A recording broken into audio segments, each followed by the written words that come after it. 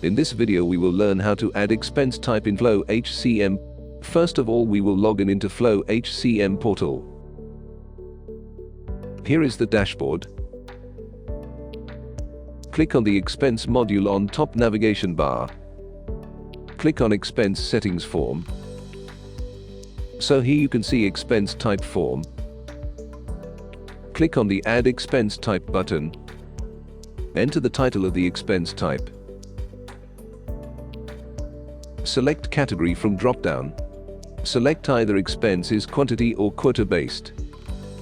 Next, select calculation type and enter amount or quantity.